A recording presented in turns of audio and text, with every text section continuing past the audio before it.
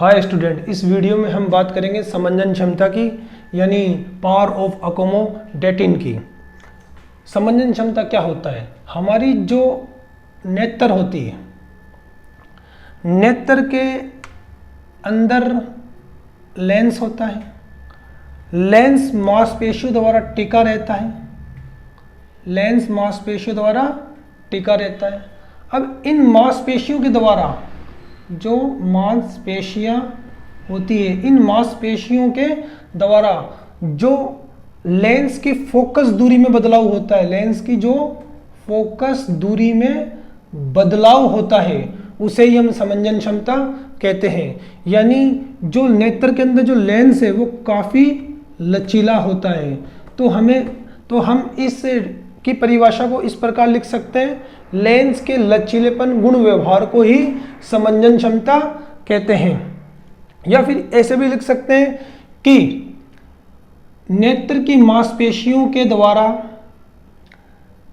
नेत्र में स्थित लेंस के फोकस दूरी में परिवर्तन होने को समंजन क्षमता कहते हैं।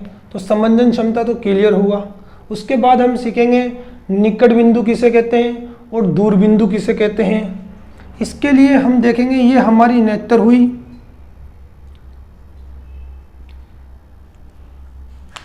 अब हमें ये देखना होगा कि नेत्र कहाँ तक देख पाएगी, मतलब करीब लाकर कहाँ तक देख पाएगी।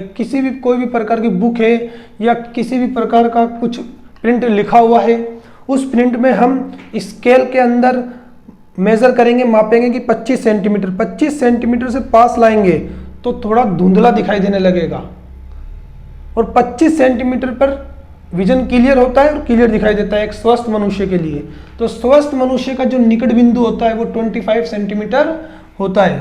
तो जो निकट बिंदु होता है वो हमेशा एक स्वस्थ व्यक्ति के लिए 25 सेंटीमीटर होता है। तो जो निकट बिंदु, जो नियर पॉइंट होता है वो हमेशा 25 सेंटीमीटर पर होता है। लेकिन 25 सेंटीमीटर 24, 23, 22, 21 करीब करीब लाएंगे तो धुंधला दिखाई देने लगेगा, और लगातार 25 से करीब लाकर मतलब 15 पर पढ़ने पर आंख खराब भी हो सकती है लगातार पढ़ने पर। तो हम इसके बारे में लिख सकते हैं, निकट बिंदु वह निकटतम बिंदु जहां से आंख किसी वस्तु को स्पष्ट देख सकती है उसे निकट बिंदु कहते हैं। स्वस्थ व्यक्ति का निकटतम बिंदु 25 सेंटीमीटर होता है। अब हम यह देखेंगे दूर बिंदु क्या है, यानी फार पॉइंट क्या है, मनुष्य की आंख को कहां तक दिखाई देता है। एग्जाम्पल फॉर, हम सूर्य को भी देख सकते हैं, चांद को भी देख सकते हैं, स्टार, मून, किसी भी मतलब सैटेलाइट वगैरह किसी को हमारा विजन इतना दूर तक होता है हम देख सकते हैं। तो एक स्वस्थ व्यक्ति होता है उसका विजन कितना होता है, कितना भी देख सकता है वो, कितना भी, यानी इन्फिनिटी बोल सकते हैं, यानी इन्फाइनिटी।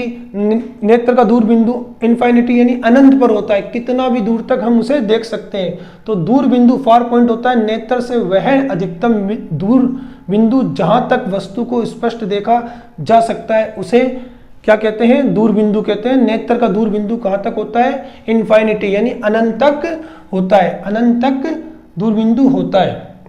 अब हम इसके बारे में लिख लेंगे, ये क्या है, दूर बिंदु। दूर बिंदु होता है इन्फिनिटी, यानी इन्फाइनिटी अनंत तक होता है, तो ये अनंत तक दूर बिंदु होता है। तो इसे बोलते हैं दूर बिंदु। क्या बोलते हैं, दूर बिंदु। तो दूर बिंदु होता है हमेशा अनंत तक। तो दूर बिंदु भी क्लियर हुआ। अब दूर बिंदु के बाद हम सीखेंगे दृष्टिप्रास यानी परिसर, रेंज ऑफ विजन क्या होता है। रेंज ऑफ विजन को समझने के लिए हमें देखना होगा निकट बिंदु और दूर बिंदु दोनों को देखना होगा।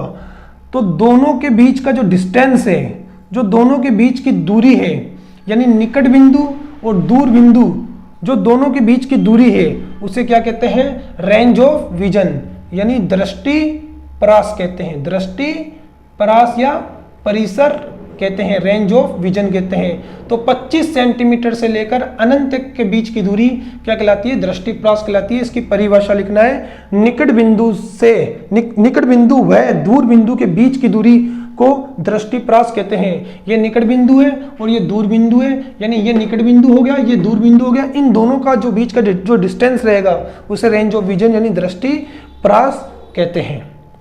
और 10th बोर्ड के अंदर किसी भी ये चीज यानी समंजन क्षमता, निकट बिंदु, दूर बिंदु, दृष्टि प्रास, किसी भी इन 4 डेफिनेशन में से एक पूछ ही लेता है।